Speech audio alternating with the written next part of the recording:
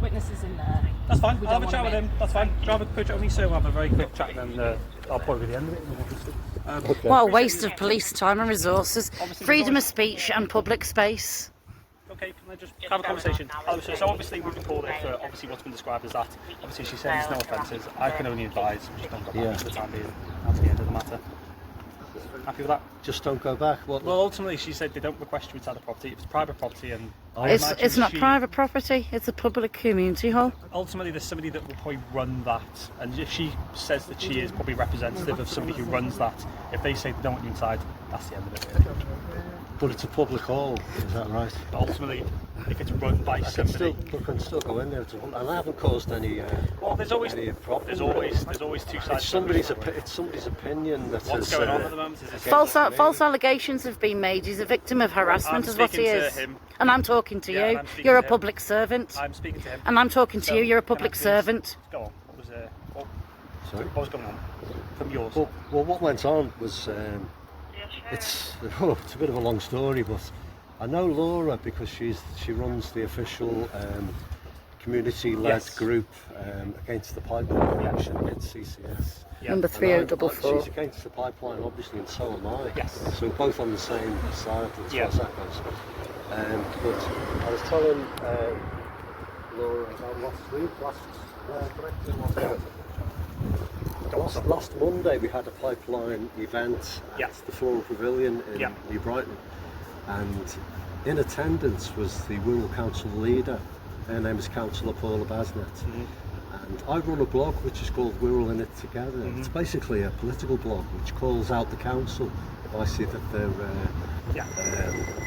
not representing the people or whatever they're doing. They could be involved in some nefarious activity in the local council, and they have been over the years. But I thought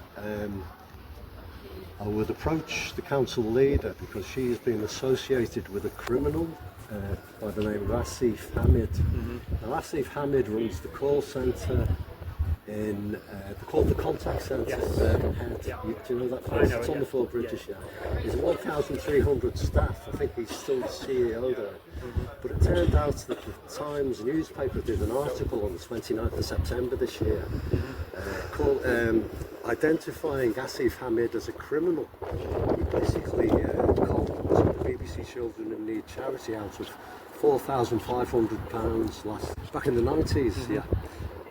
So I thought that was because the council leader was closely associated with Asif Hamid, i.e. she was the CEO of the local business chamber, the Wirral Chamber of Commerce, for many years, and Asif Hamid was the chairman of the same Wirral Chamber of Commerce over the same years.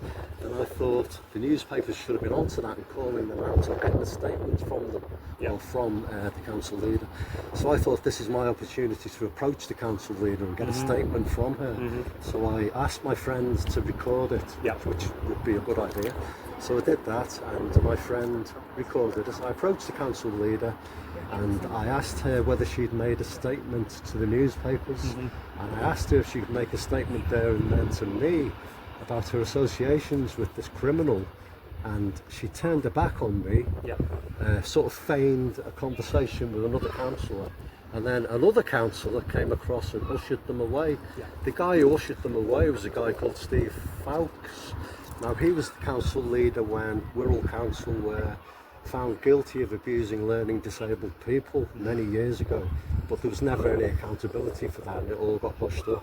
He was the guy who ushered them away to so-called safety.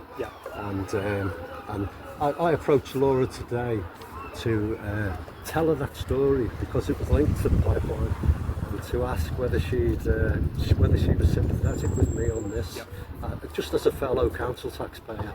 And Laura basically said, Paul, I'm not here to discuss that. You're going to have to get out of here, get out of this room. And I wasn't getting aggressive at all. I just basically said, Laura, please, as a fellow council taxpayer, you really should be sympathetic with my situation here. I'm trying to call out officials, Okay, these officials have said that they are sympathetic with and they're objecting to the pipeline. That's great. Cheshire West Council have also done that as far as I know. Fantastic. But it just worries me that Laura would not back me up on this. So, and that's and what been, caused the problem. And then Laura started getting calling people around her to help her, and then they basically said, "Yeah, you're going to have to get out of here, mate." And then Laura was shouting, "Get out, get out!" Well, she was the one just aggressive there. Yeah. But I didn't cause a ruckus. Or, no, as I said, problems, I'm quite satisfied from what you're saying. For if you can really go in there and try to engage with that, that's just part I will go now because I've got to go and do Sunday dinner for the family. It's a total waste of police resources. We've been called down here because basically it's an overreaction. Not an allegation, but essentially some sort of signs of making. I've come down here to really engage. This is basically, we just act on the information we get given. And as I said, from your side, you've come down here for a reasonable sort of democratic purpose, if I'm going to be pretentious. I'm quite happy. They've requested you leave. Obviously, she's come over here. There's probably going to be a different side of the story that they're going to get. But from my side, from where I stand as a police officer, I'm quite happy. You're free to do what you want to do. Well, I can tell you now, I've known him for years. He does not have an aggressive bone in his body, and I can give him a robust character witness statement. As I said, I'm not taking these details. I have no reason to verify. I'm not saying there's any criminal offences been occurred. So, sirs, you enjoy that. We're going to have a quick chat to them. Right, freedom of speech. You need to remind her, freedom of speech and article rights, human rights, article 8. Yeah. Ultimately, well, fair enough, as I said, but there's also section 4, Public Order Act, section 5. Yeah. I'm going to get into the minutiae of legislation, which I'm not particularly wanting to. Well, your legislation doesn't govern us. I'm a sovereign woman, not a corporation. No, I don't care. Justice Holt, April 73.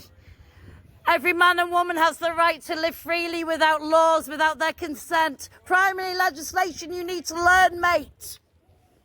Well, yeah, come on, we want to quote legislation at me.